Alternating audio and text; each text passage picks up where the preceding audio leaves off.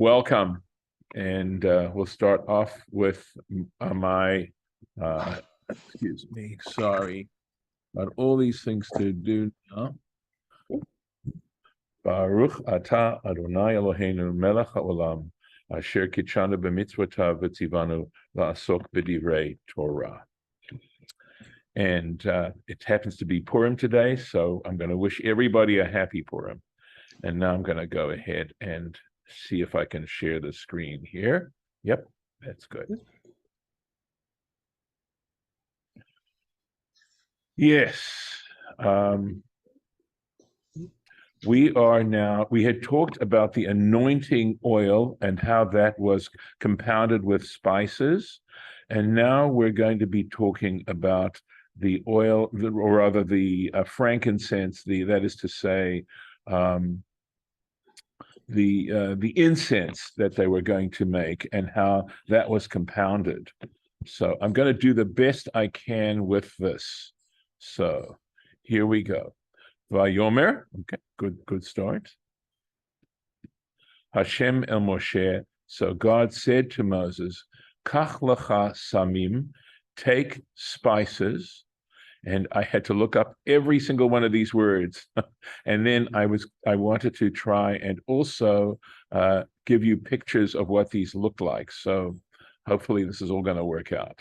So nataf, which is stakti, ushchelet, which is, I'm going to imagine is pronounced onika, vechelbana, and galbanum, samim, again, spices, ulevona, and frankincense, zacha, pure frankincense.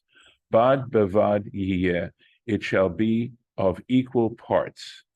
And I'm going to tell you right now that the way this is actually interpreted out is that while it only looks like there are 4 spices, there are actually 11, I believe, ultimately. We'll see how they get that out. I'll just do the next verse for now, just to finish up the thought. Va'asita ota, and you shall make it ketoret, incense. Rokach maseh rokach. Again, we've had that phrase before. In other words, compounded by the work of an expert a perfumer. Memulach, salted. Tahor, pure. Kodesh, sacred. And now we'll try and dive in to the Rashi, and I'm going to have to stop sharing and do other kinds of things. You'll see what I'll have to try and do, but I will try. So nataf. So nataf. Hu sari. So he says it's sounds like a balsam. Va'al she'ino ela saraf, and because it is simply a sap, hanotef me'alei hakataf, that drips from a balsam tree, karui nataf, it is constantly called nataf, which means tipa is a drop, in other words, something that drops off the tree. Uvelaz, of course, meaning in medieval French, goma, and Yiddish, gumya, so gum. So again, though, it's interesting. He says, "V'hatzari korin lo," and this balsam is called triaka or theriac. And now I'm going to stop the share and see what I can do to get some of these things for you. All right, so here we are. These are the various, you can see on the sides, these various things. So let's see if we can find stakti. Could be back there. Okay. So this apparently is something that looks like stakti, and look at that. It certainly looks like balsam, like a kind of gum. Okay. And then we had, I think, onica. I don't have that text in front of me right now, but here we have it. It's what the flower looks like. And I believe we had galbanum. Let me see if I can find that here. Here we are. galbanum. Okay. And all right, let's go back into the text now and see what Rashi has to say.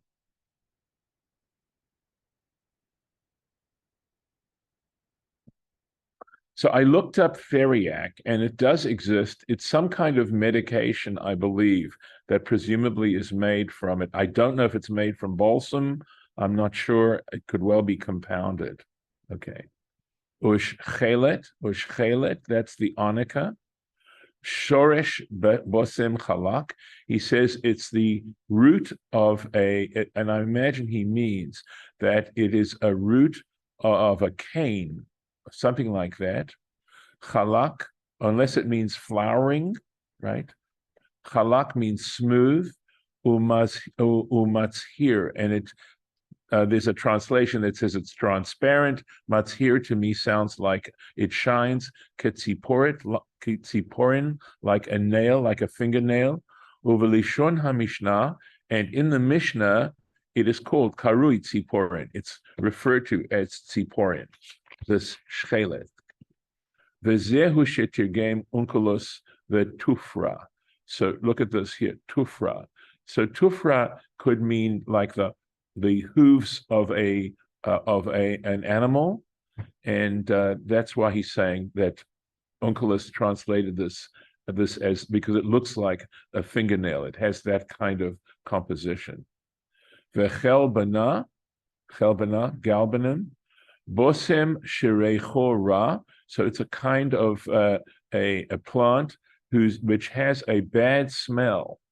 That actually, so isn't that interesting? Before we go on with the Rashi, and you'll see why this is included in something that's supposed to be incense. But he says this particular spice has a bad smell. The korin lo galbana. So there he is, and you can see that it's very close to the word chelbona or chelbana, and galbanum, galban. Umina'ah hakatuv, and scripture includes it. It counts it in vein samamane haktoret, amongst the spices involved in the incense. Lalamdenu, to teach us, shelo yakel be'enenu litzaref imanu, that we should not look upon it easily. Okay. In other words, we should consider it very important, litzrof imanu or litzaref imanu, to include with us the aguda in our band, in the group that we have, ta'aniotenu, when we are gathered together to pray and fast, right? In other words, to seek and supplicate God for forgiveness. Utfilotenu, and our prayers. Et poshei Yisrael, the sinners of Israel. In other words, we shouldn't just include the tzaddikim, people who are not who do sin. They should also be included. They should not be excluded if they want to join us. That's certainly, I think, the basic meaning. And I suspect it could also mean that within our prayers, we shouldn't exclude them either. But here he says, so this is my first interpretation, sheyu nimnin imanu, that they should be counted among us. So samim, spices, acherim, meaning this includes other spices. So what he's suggesting is that the text is simply not enumerating them here, but there were actually other spices included. Uluvona zakah, and pure frankincense. And that actually comes from a tree. So let me go ahead and pause the share. Sorry, not pause it, but get the new share. And here we are. There's a frankincense tree. And apparently it is in somewhat danger. Here's what frankincense looks like as it comes out the tree from the bark. Yeah, I was watching a video the other day about Queen of Sheba, Mm. and it was like on the History Channel or something, and it showed how they beat off how they get frankincense. Because that Cool. was supposedly one of the things she brought with her. So they were like following her back and stuff. So what they do is they take the bark and it's attached to the bark and they beat the wood part off, and what they get left is a little piece of resin. So there Yep. we are, seeing that Mm-hmm. there. Yeah. Interesting. So, but as I said, apparently it's endangered. And when I went online, they were actually selling uh, frankincense plants, but it's native to this part of Arabia, and I guess it only grows there, and it has temperature. The temperatures, it can't go below a certain degree, so it looks like it's liable to frost very easily. Let me go back to the text.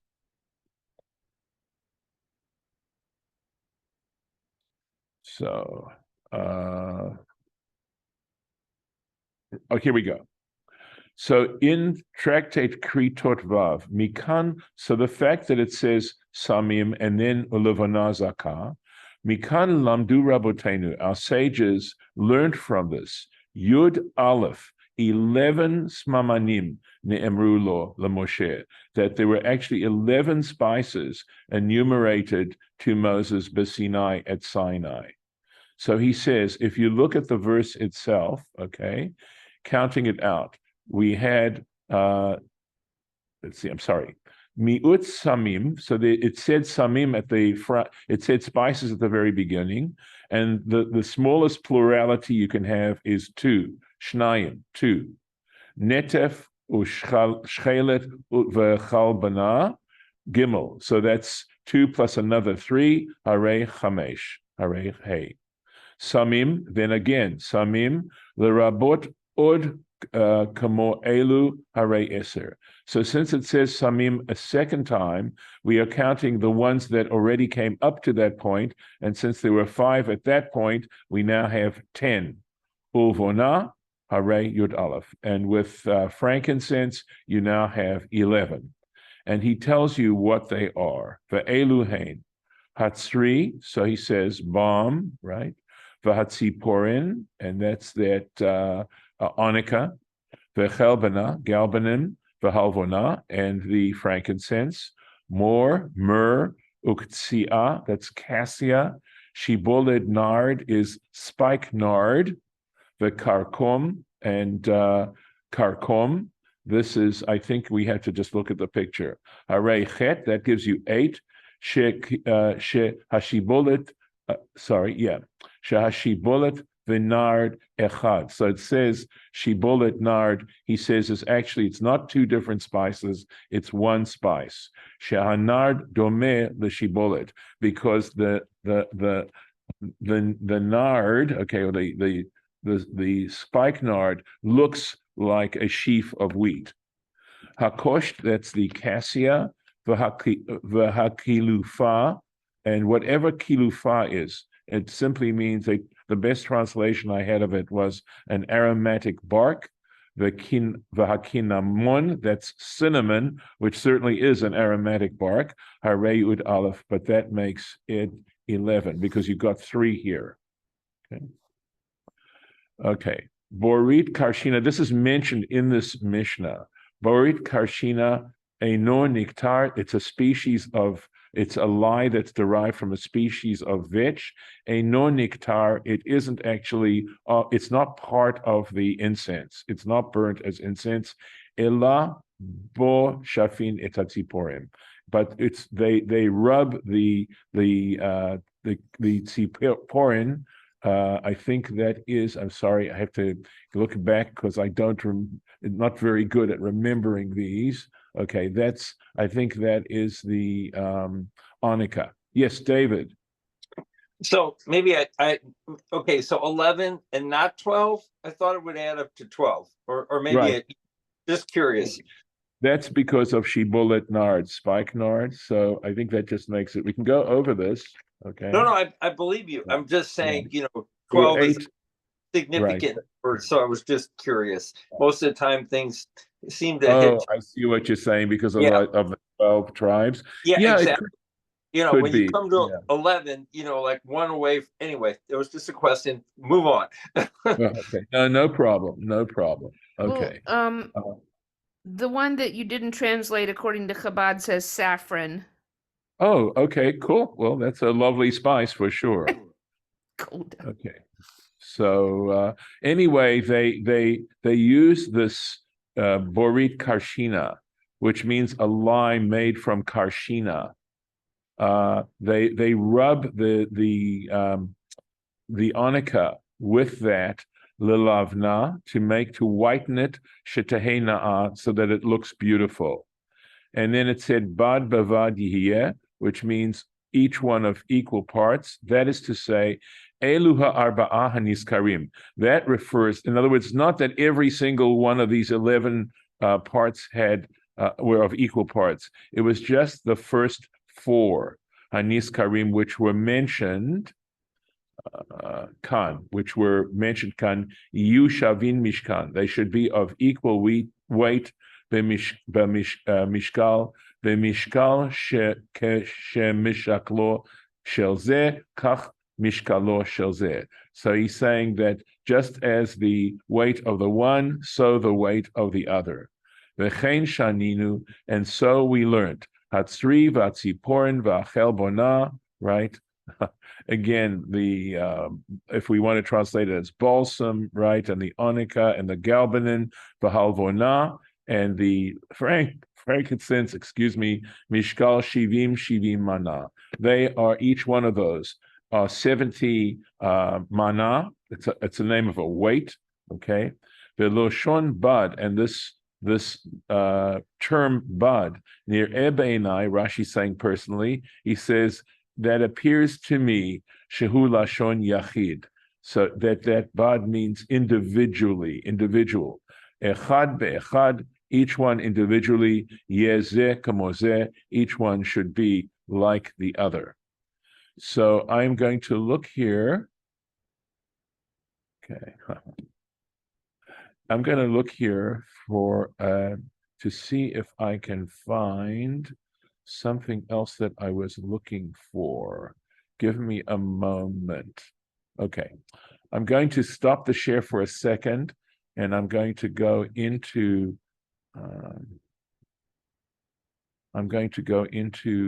my computer itself and see if I can find what I am looking for. Okay, give me a second here. Okay, all right. This is a statement that's actually in the prayer book. Let me go back in here and try this share again. All right. So let me look and go to the share. Yeah, here it is. So this is actually taken. This, as you can see, right? This is the source of this, and I'm just giving you the English right here. And this is in the prayer book. It's said in a part of the prayer book that's in a traditional Orthodox prayer book, a part of this morning service that's called the Korbanot, where there are quotes from the Torah regarding the Tamid offering, etc., and then also from the Mishna as to regarding these particular things. And it basically coming to the end, it talks about the spices and the incense that was offered. So here we are. Here, this is from the Mishnah. So the rabbis taught how was the incense compounded? 368 manim. So it is a footnote here as to what a mana is. Were comprised therein. 365 corresponding to the number of days in the solar year, 1 maneh for each day. Interesting that it's the solar year. Half in the morning and half in the afternoon. So remember when they brought the Tamid offering, they brought 2 each day, 1 in the morning, 1 in the afternoon. So they would have been offering up the incense along with it. From the 3 remaining manim, and by the way, the incense was offered up on the gold altar inside. From the 3 remaining manim, the Kohen Gadol brought 2 handfuls into the Holy of Holies on Yom Kippur, for which purpose they were put back into the mortar on the eve of Yom Kippur and ground again very thoroughly in order to make them very fine. And here we are. 11 kinds of spices were used for it. They were balm, onycha, galbanum, frankincense, by weight 70 mana of each. And then going on, myrrh, cassia, spikenard, and there's the saffron at the end there. In weight 16 mana of each. You can try and do the math if you like. 12 mana of costus, 3 of aromatic bark, and 9 of cinnamon. So they're not defining here what that aromatic bark was. Okay, so they explain. Also used in the incense compound were 9 kavim, it's a much smaller amount, I believe, of karshina lye. That's the karshina, borit karshina. Cypress wine, we didn't read about that, measuring 3 se'in, that's a liquid measure, and 3 kabin, and another 3 kavin. If he had no cypress wine, he would use strong white wine. Circumstances alter cases. And then look at this, 1/4 of a cup of Sodom salt. It talks about being salted, remember? And a minute quantity of this spice, it's a certain type of grass called maleh ashan, which would allow this particular spice apparently caused the smoke from the incense to go up straight.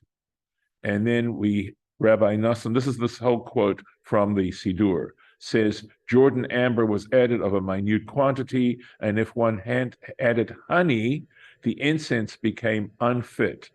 And if one omitted any of its spices, he was liable to the death penalty we'd talk about at the hands of heaven. So again, but this comes under the general context of the fact that we are in a situation of deep majesty. By the way, so it's interesting how they're translating unfit. Excuse yeah, me. go ahead. There's 5 minutes left, so this is your last notification. Okay, this is my last clarification. Absolutely. So they're translating it, literally it says a person couldn't stand before it. And I don't know that I've always understood that to mean it became overpowering. And because there's a statement that says one doesn't add honey because it's explicitly forbidden. So it's sort of an interesting translation here. It seems to be covering a lot of territory. So with this, I'm going to stop the share and I'm going to stop the recording. And thank you. Happy Purim.